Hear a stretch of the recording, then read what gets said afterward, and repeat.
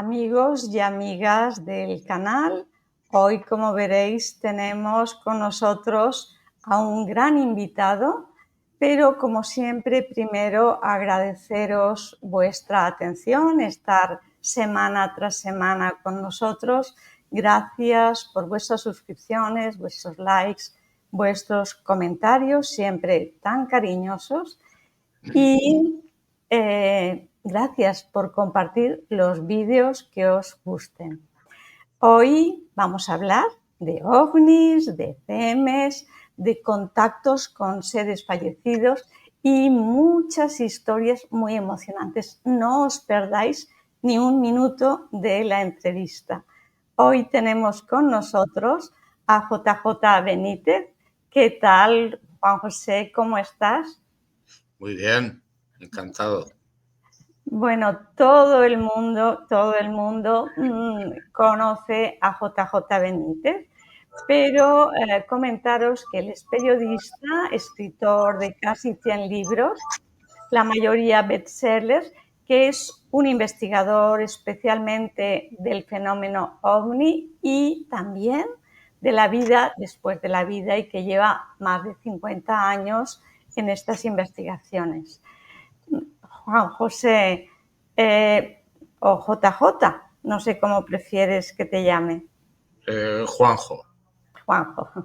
Pues Juanjo, a mí me gustaría empezar la entrevista por un hecho que te pasó cuando tenías 5 o 6 años, que te perdiste en la montaña 3 horas.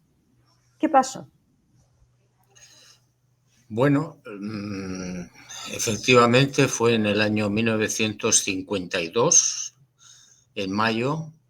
Yo había ido a un pueblecito del norte de Navarra que se llama Urdax, en la frontera con Francia, con mis padres a visitar a unos amigos de mi padre. Y bueno, Urdax era una aldea muy pequeña, muy bonita. El cuartel de la Guardia Civil, donde fuimos, estaba como a 300 metros del pueblo, al lado de un río. Y yo un día, pues a las 3 de la tarde salí del cuartel, me fui al río a jugar solo, y cuando estaba jugando en la orilla del río apareció una niebla muy espesa, muy rara. Yo me quedé un poco sorprendido y de la niebla apareció un hombre, o no sé, una criatura muy alta, con una escafandra. Era una escafandra tintada, de manera que yo no podía ver el rostro de la persona. Me tomó por la muñeca izquierda y me arrastró sin decir nada a un lugar que yo no he podido identificar y que pienso que podía ser algo parecido a una cueva. Bajamos unos escalones y recuerdo que había como una especie de bañera de piedra. Este hombre me levantó, me colocó en el interior de la bañera. Allí había en el fondo, había unos focos luminosos, muy luminosos, repartidos de 3 en 3. Y bueno, yo recuerdo que sin ningún miedo, sin ninguna extrañeza, me puse a jugar, a pisar los focos. Al cabo de un rato me volvió a tomar, me sacó de la bañera, entre comillas, y me devolvió al río. Bueno, lo siguiente que yo recuerdo es que habían pasado 3 horas y me encontraba en el centro de la aldea, en el interior de una casa que yo no conocía. Estaba todo el pueblo buscándome, mi padre, en fin, mucha gente, la Guardia Civil. Mi padre me encontró en el interior de esa casa y me echó una bronca espantosa, porque había estado perdido 3 horas. 40 años después, en Estados Unidos, me hicieron una regresión hipnótica y pude reconstruir un poco todo esto que os estoy contando. ¿Y añadiste algún hecho a esto que has contado ya o simplemente ratificó el hecho? No, añadió mucha información porque yo solamente recordaba la niebla, la presencia de esta criatura muy alta y poco más. Y bueno, ahí en la regresión aparecieron todos estos detalles que estoy contando y cómo cuando me sacó de la bañera de piedra, esta criatura o este ser me abrazó, ¿eh? Fue un abrazo muy, muy especial. Dices que te abrazó, es decir, que tenía brazos. Sí, sí, era un... Yo pienso que era O un sea, una hombre. figura humana. Sí, una figura humana con una escafandra, pero tintada, es decir, nunca pude ver la cara, el rostro, pero era una persona con dos brazos, dos piernas y, bueno, para un niño de 5 o 6 años, ser muy alto no sé si Claro. realmente significa ser muy alto, ¿eh? Y la sensación que a ti te dio, porque no has hablado de miedo, No, nunca. qué sensación viviste? Pues no fue miedo, fue extrañeza. Extrañeza primero porque por la niebla, que me pareció muy rara. Cuando me hicieron la regresión, recuerdo que la niebla desapareció rumbo a una montaña que hay en esa zona de Urdax, pero como si hubiera sido aspirada, ¿eh? Que también me llamó mucho la atención, ¿no? Pero no tuve miedo, era como si yo conociera a esa persona de algo. No tuve ningún momento de pánico, o al menos yo no lo recuerdo. Y en tus años de investigación, después de esta regresión y ya sabiendo todo esto, ¿no has vuelto a esa zona para ver si encontrabas esa gruta con la bañera? Sí, sí, sí, volví después de toda la regresión y todo esto. Visité las cuevas que hay en esa zona, pero no pude identificar el lugar donde yo supongo que fui llevado. No se correspondía con ninguna de las cuevas que yo visité en Urdax. ¿Tus padres nunca te hablaron de si hubo un cambio en tu personalidad? Claro que eras muy pequeño, antes o después. No, no. Además, yo recuerdo que no hablamos mucho sobre aquel suceso, o al menos yo no lo recuerdo, ¿eh? Supongo que en aquel momento, te estoy hablando de las 6 de la tarde, cuando yo aparezco en la aldea, y yo bajé a jugar hacia las 3 de la tarde, pues la gente estaba muy enfadada, muy alterada, muy nerviosa porque no me encontraban. Recuerdo la bronca de mi padre, eso sí, y recuerdo también que de la mano derecha mía salía una luz, un rayo de color azul, y yo jugaba con los dedos Sí, eh, a atrapar ese rayo de luz que no veía nadie, solo lo veía yo. qué bueno. Pero no volvimos a hablar del tema que yo recuerde. ¿Y tú después no has tenido sueños especiales, visitas? ¿Tú no recuerdas nada de esa época? No, no recuerdo. Si los tuve, no lo recuerdo, la verdad, ¿eh? No, Sí. no. A ver, mayo, yo cumplo los años en septiembre, yo tendría 6 años, ¿eh? Iba para 7, pero no he vuelto a tener nada parecido, ni en sueños, ni, por lo menos yo no lo recuerdo. ¿Y tú has tenido una experiencia cercana a la muerte? No, no, al menos no la he tenido como las describen habitualmente. No he visto ningún túnel, no he visto ninguna luz. Tuve un problema en un cateterismo. Me introdujeron el catéter para ver el estado del corazón y con la mala fortuna de que el plástico del catéter seccionó una de las arterias y entonces yo me enteré mucho después, claro. En esos momentos estuve a punto de morir, a 5 minutos de morir. Y yo recuerdo, eso sí, que tuve una especie de sueño muy dulce, como cuando uno se echa la siesta y tiene una siesta maravillosa. Bueno, pues esa sensación de dulzura, de sueño maravilloso, eso sí lo tuve. Y recuerdo que el intensivista que estaba a mi lado, lo único que hacía era hablarme. A mí me molestaba mucho que no hacía más que hablar, pero claro, yo entendí después Claro, que era un sistema de que yo no me fuera, ¿no? de que no te Definitivamente. durmieses.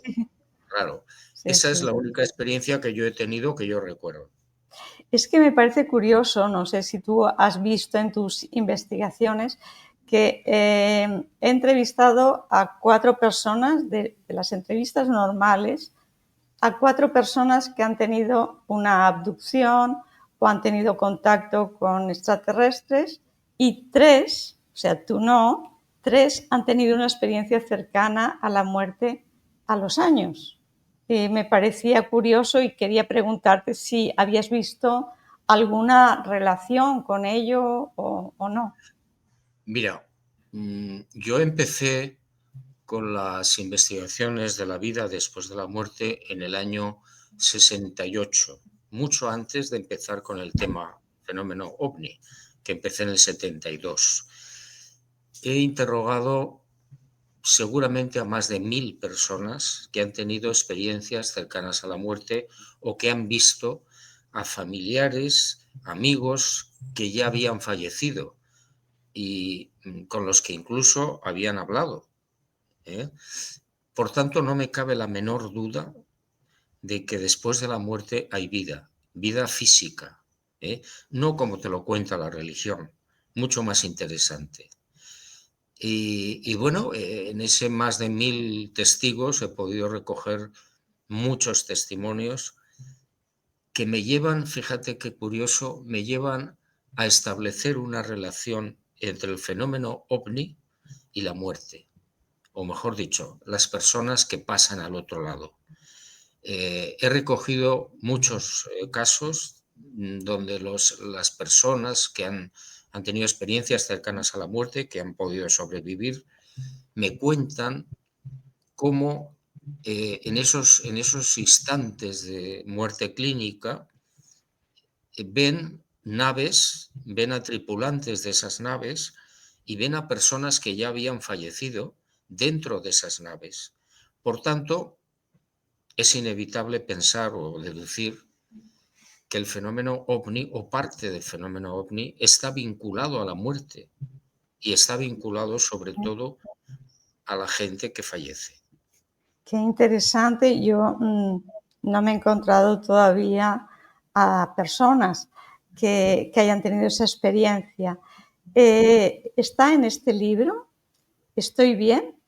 Exacto, sí. Ese fue el primer libro que yo escribí sobre testimonios de personas que habían conversado, que habían visto a amigos y familiares ya muertos. Después de eso he escrito 7 libros más que no se han publicado aún. Bueno, pero se publicarán, ¿no? Me imagino. Espero.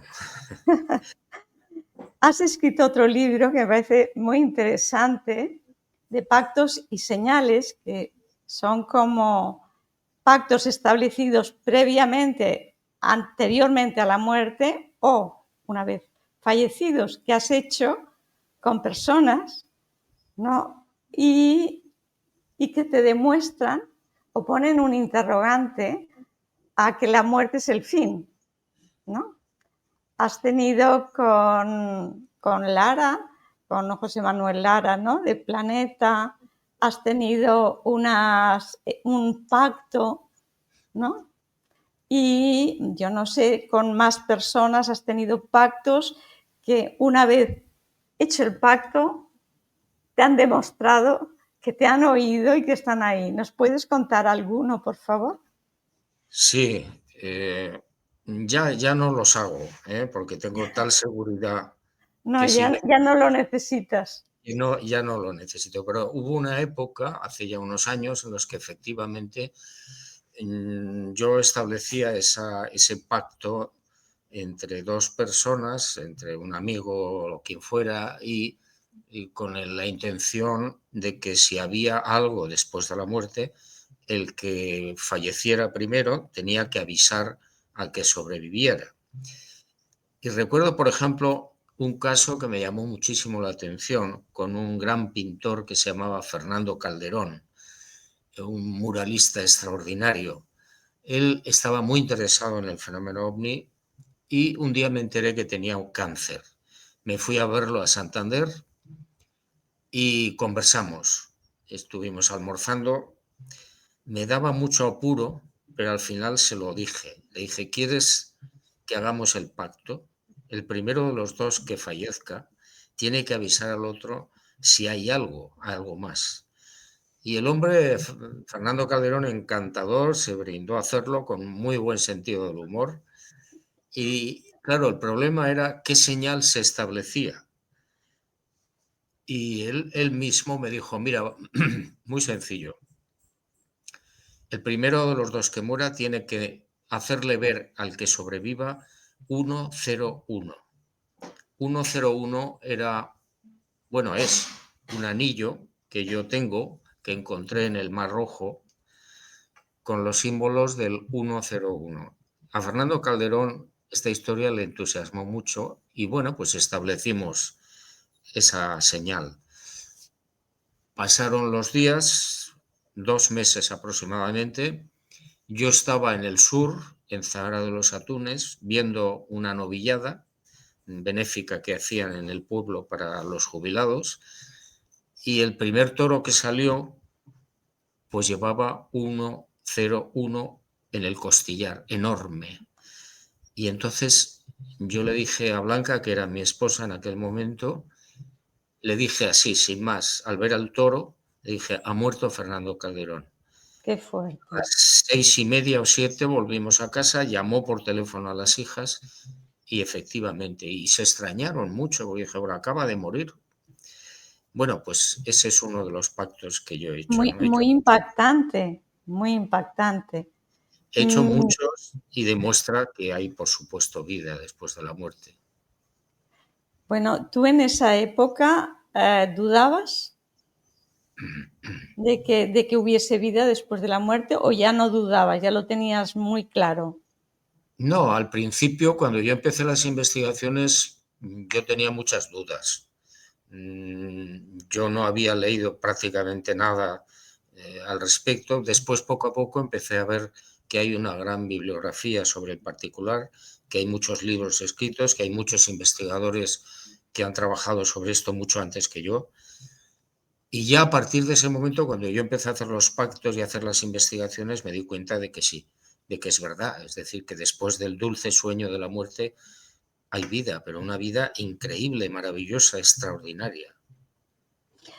Tu esposa de esa época, Blanca, que falleció o está en ese más allá y sigue viva, ¿has tenido algún pacto con ella o se te ha aparecido?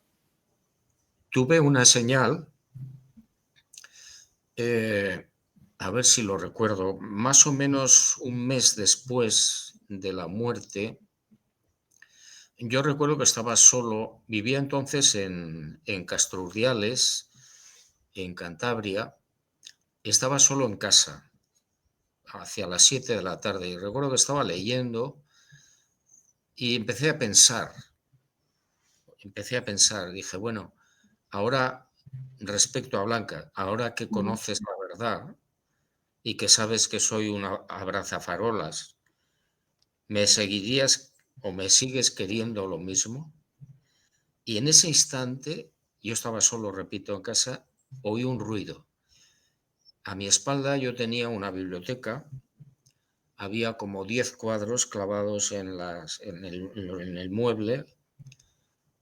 Me levanté, me fui hacia donde había escuchado el ruido y vi que había un cuadro caído en el suelo. Me extrañó mucho, lo miré y era un papelito que yo le había escrito muchos años antes y lo había enterrado para que ella lo encontrara, y lo encontró en la isla de Pascua. En el papelito, que estaba enmarcado en ese cuadro, en ese papelito dice: tan lejos y tan cerca, aquí también te amo. Qué preciosidad, emocionante, muy Sí, bonito. Gracias yo por compartir. Yo comprobé después cómo se había podido caer ese cuadro y me di cuenta de que era Fijaos. muy difícil porque tenía un sistema de enganche que tenías que levantar primero el cuadro y separarlo para que pudiera caer. O sea, el clavo seguía en la madera, perfectamente clavado. Bueno, entonces no hay ninguna duda para ti de que la vida sigue. Y yo quisiera preguntarte ahora, en 1984 que salió un libro que a mí me impactó muchísimo, Caballo de Troya 1, ¿no? Bueno, me impactó y toda la vida de Jesús, la, bueno, la pasión, todo, me pareció tremenda y de una realidad impresionante. Pero hay una historia de cómo te llegaron esos papeles, esos manuscritos de parte del mayor, ¿no? Una persona del ejército americano. ¿Cómo fue la historia? ¿Cómo te llegó? Bueno, pues mira, yo había escrito un libro, por resumirte un poco la película, yo había escrito un libro que se llama El enviado sobre Jesús de Nazaret, sobre una serie de descubrimientos que habían hecho un grupo de científicos sobre la sábana santa de Turín en el año 78.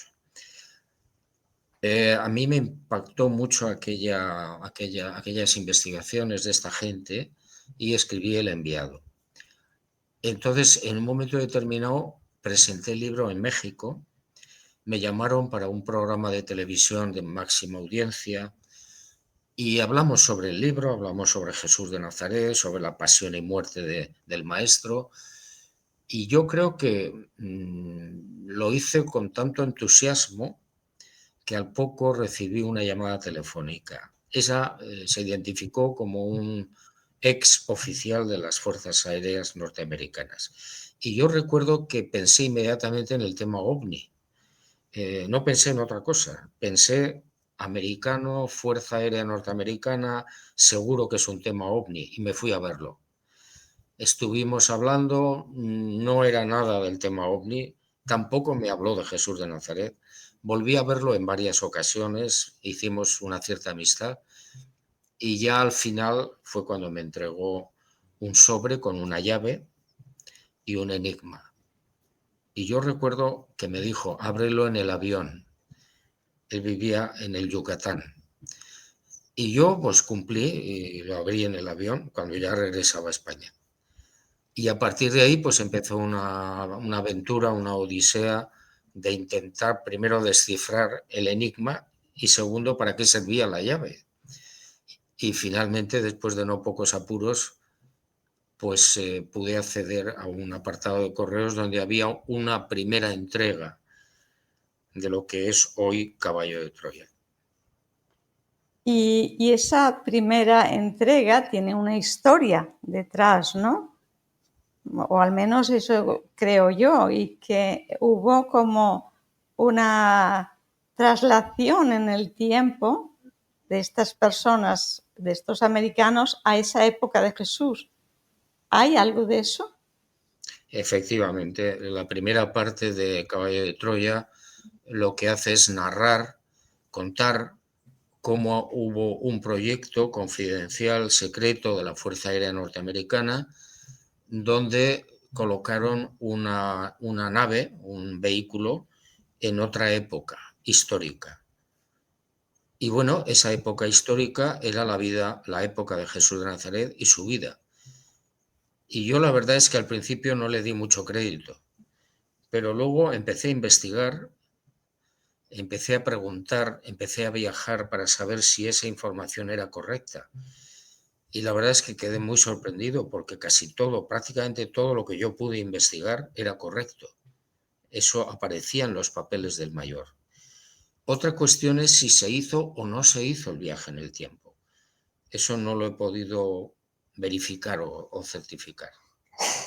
Pero es impactante, ¿no? Porque además da datos que son muy difíciles de dar, pero seguro que fueron así. Es que hay como cuando lo lees, que aquello es así.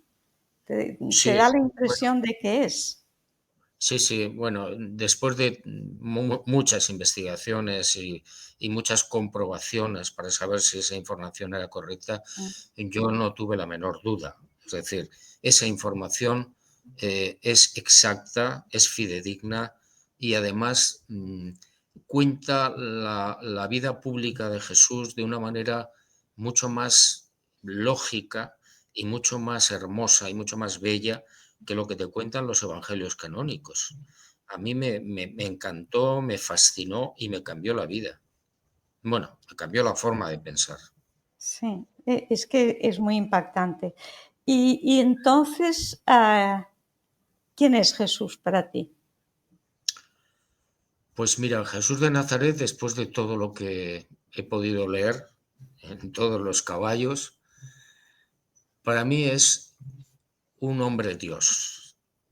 Hombre Dios. Es decir, un hombre porque nació en la tierra, nació en Belén, y un Dios porque realmente las cosas que llegó a hacer, los prodigios o los milagros que llegó a efectuar, solamente lo puede hacer un ser superior, un Dios.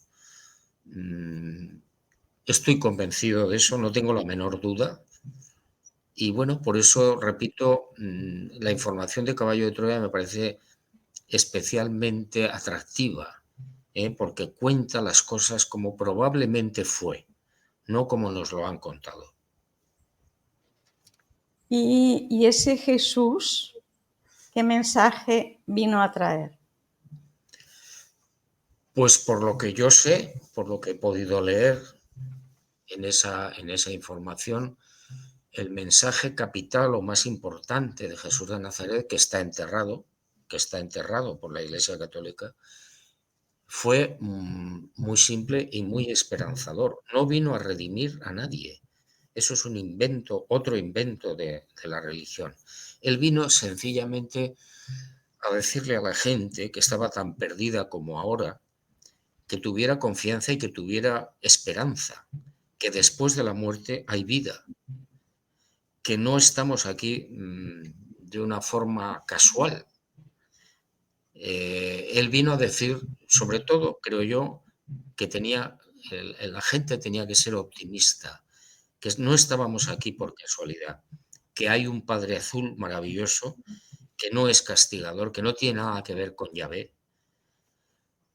Pero todo eso, bueno, pues Pedro y su gente en aquel momento de la muerte de Jesús en el año 30 de nuestra era, pues todo esto no vendía entre los judíos, ellos vivían en Israel.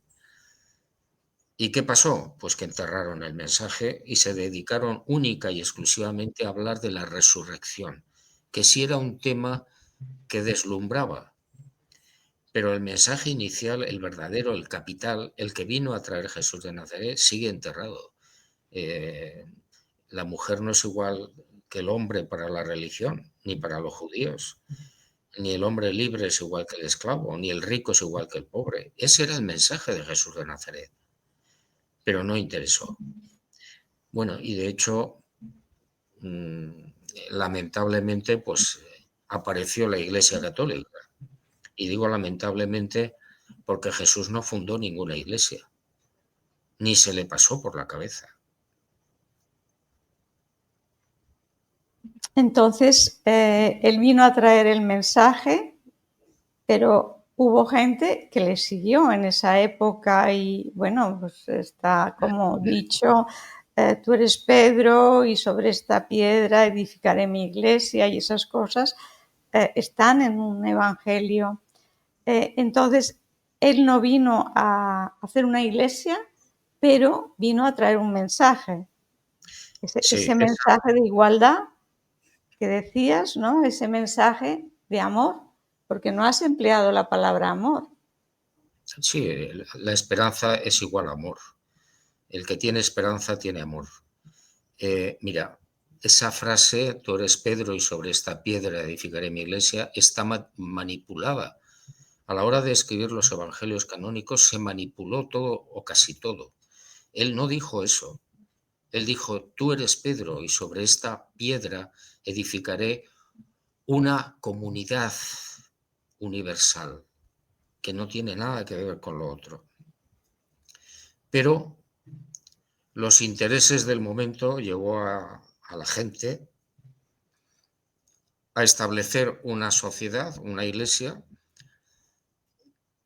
porque somos humanos, ¿no? Y entonces le ponemos límites a todo y empezamos a crear jerarquías y dogmas y a establecer una serie de principios que no tenían nada que ver ni con Jesús de Nazaret, ni con su pensamiento, ni con sus intenciones.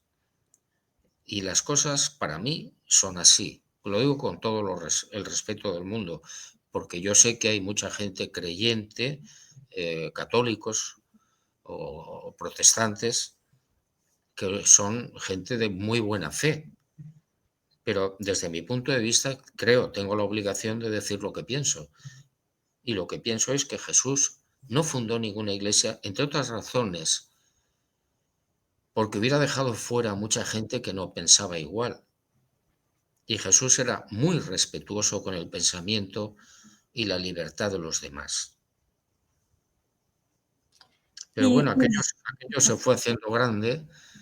Pablito y Pedrito vieron que aquello había que poner dogmas y liturgias y no sé qué. Y bueno, y luego llegó Constantino en el siglo IV y le dio el visto bueno oficial, a la religión católica. y quitó la reencarnación, uno de ellos, Yo no en creo, Nicea. yo no creo en la reencarnación. ¿No crees? Jesús habla de una vida, pero yo no sé.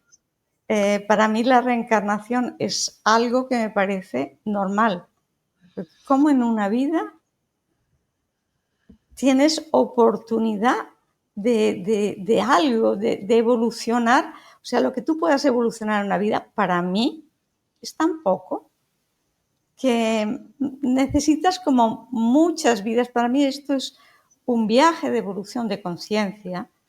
Y una vida con esta magnitud de este universo es como poco para mí. Es que Pero no sé qué piensas. yo pienso que, a ver, el tema de la reencarnación que nació en la India hace 5 o 6 mil años obedece o responde a algunas preguntas del ser humano, pero no a todas. Para los que creen en la reencarnación, venimos a la vida en muchas oportunidades para aprender. Y eso es falso. ¿Por qué? Pues porque aunque viviéramos más de 1 millón de vidas o 1.000 millones de vidas, no podríamos aprender prácticamente nada de lo que nos rodea, ni una centésima parte. Entonces, no venimos al mundo a aprender, venimos a experimentar, que es mucho más importante. Y venimos a experimentar qué es el tiempo, porque procedemos, esto tampoco lo explica la religión, procedemos de un lugar donde no hay tiempo, donde no hay cuerpo físico. Venimos de un lugar al que volveremos, donde no hay enfermedades, ni dolor, ni angustia, ni malos pensamientos. Pero aquí sí. Y voluntariamente venimos a aprender, a experimentar qué es eso. Yo creo esa es la razón por la que estamos aquí, pero la gente no lo sabe. Y entonces, en otros planetas también solo hay una vida. En principio sí. Es decir, si se trata de experimentar la materia, lo imperfecto, porque la materia es imperfecta, con que vivamos una experiencia es suficiente. La experiencia del tiempo es algo que no evaluamos, pero es que venimos de un lugar donde no hay tiempo, que es muy difícil de comprender. Y es mucho más difícil aún de entender que vayamos o que venimos de un lugar donde no existe el dolor, ni los pensamientos negativos, ni la venganza, ni el odio, ni la muerte. Aquí venimos a experimentar todo eso. Pero eso no nos lo han explicado. Eso lo dijo Jesús de Nazaret, no son palabras mías. ¿Y el Espíritu Santo? ¿Quién es para ti? Bueno, el Espíritu Santo, a quien yo verdaderamente identifico precisamente a través de la información de Caballo de Troya, con el Espíritu Infinito, que es mucho más bonito y mucho más hermoso que el Espíritu Santo. Pero bueno, es una cuestión de semántica. Yo interpreto o considero que el Espíritu Infinito, que es uno de los tres grandes dioses, el Padre Azul, el Hijo Eterno, que no tiene nada que ver con Jesús de Nazaret, y el Espíritu Infinito. El Espíritu Infinito es una criatura que, entre otros cometidos, tiene la fabricación, entre comillas, de las mentes. Y es el actor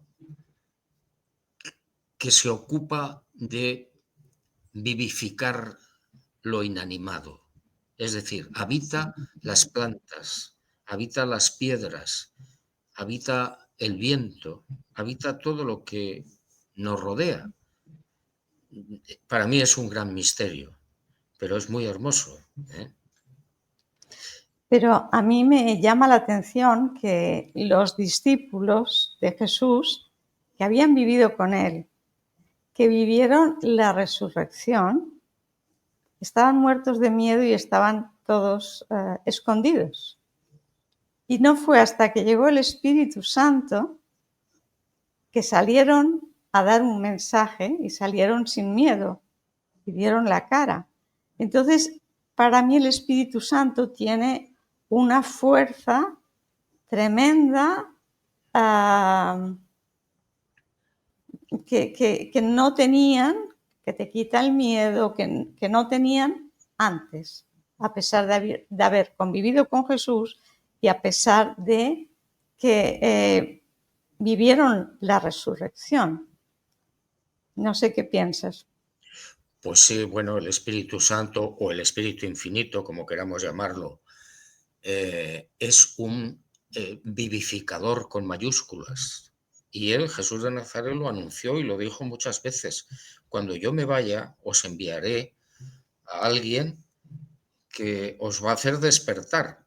Eso es el Espíritu Infinito, es decir, es una criatura, es un Dios que tiene la capacidad incomprensible para nosotros de fabricar, de crear mentes, cada una distinta para cada ser humano, y sobre todo es capaz de vivificar, de iluminar las mentes, la voluntad, el sentir de las personas.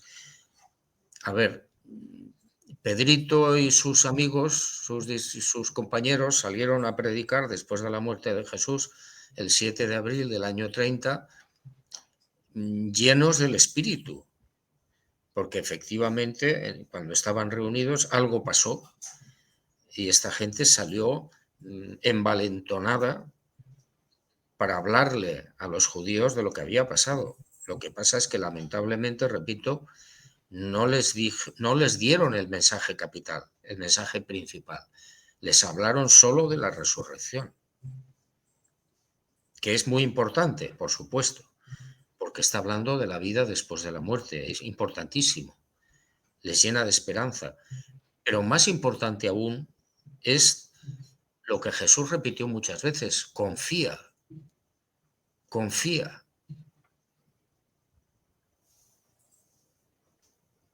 Después de la muerte, ¿qué pasa al otro lado? Bueno, por lo que yo sé, por lo que yo he podido investigar, por las informaciones que he podido recibir, lo que pasa es que uno se despierta después del dulce sueño de la muerte, que es un centosegundo, menos que un parpadeo.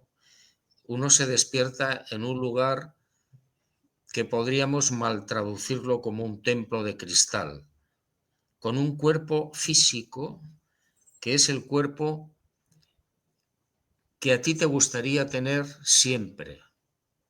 Tu cuerpo, pero a la edad maravillosa X, la que sea. Y salen a recibirte tus familiares fallecidos y apareces en un lugar que, bueno, en los caballos se llaman los mundos mat, M-A-T, la mitad de la palabra materia.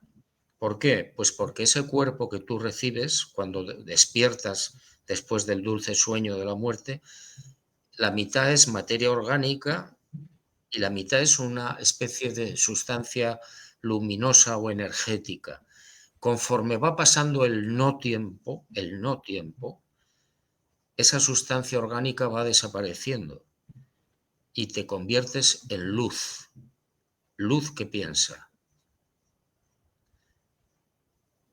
Y tienes un largo peregrinaje hacia el paraíso. Y en ese peregrinaje al paraíso, yo creo que he leído que comentas que no existe el padre, la madre, el hijo, la familia. O sea, es otro mundo de almas o de seres que es una familia toda ella. ¿Cómo es? Bueno, lo que repiten constantemente las personas que ya han fallecido y que se presentan a los vivos es que allí no hay parentesco.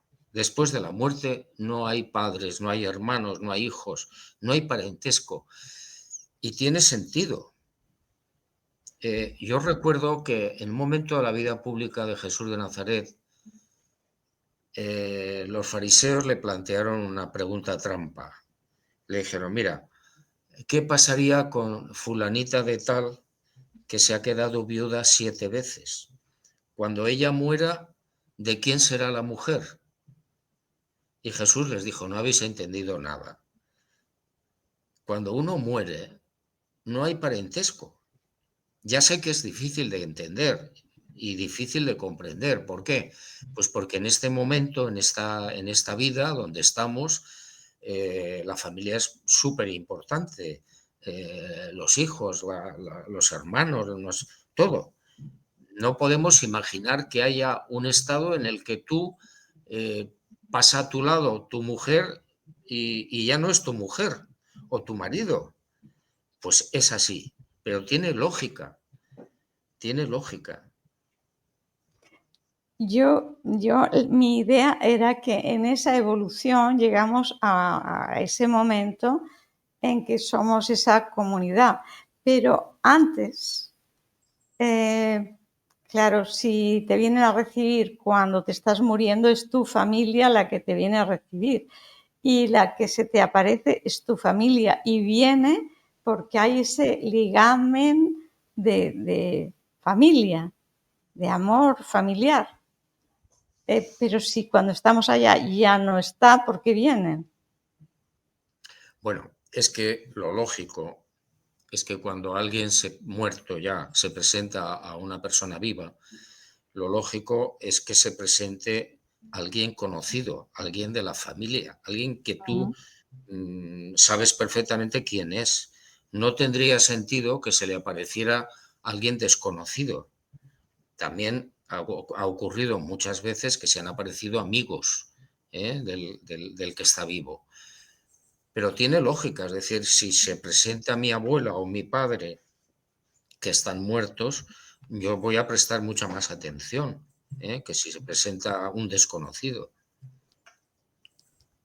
Bueno, dinos algo para terminar que no hayamos hablado o que no hayamos profundizado en ello y te gustaría dejar este mensaje. Bueno, yo creo que hemos hablado de lo más importante, que es Jesús de Nazaret, la vida después de la muerte, el fenómeno ovni, que es absolutamente real. Yo creo que es lo que más interesa, sobre todo la vida después de la muerte. Sí. Y además eso, como decías tú antes, es un mensaje de esperanza de que la vida sigue. Exacto, sí. Es que ese es para mí el gran mensaje de Jesús de Nazaret. Confía. Confía. Pues muchísimas gracias, Juanjo, por tu tiempo, tu experiencia, tu mensaje y nos vemos en otra ocasión porque tienes mucho conocimiento. Gracias. Muchas gracias a ti. Gracias. Gracias.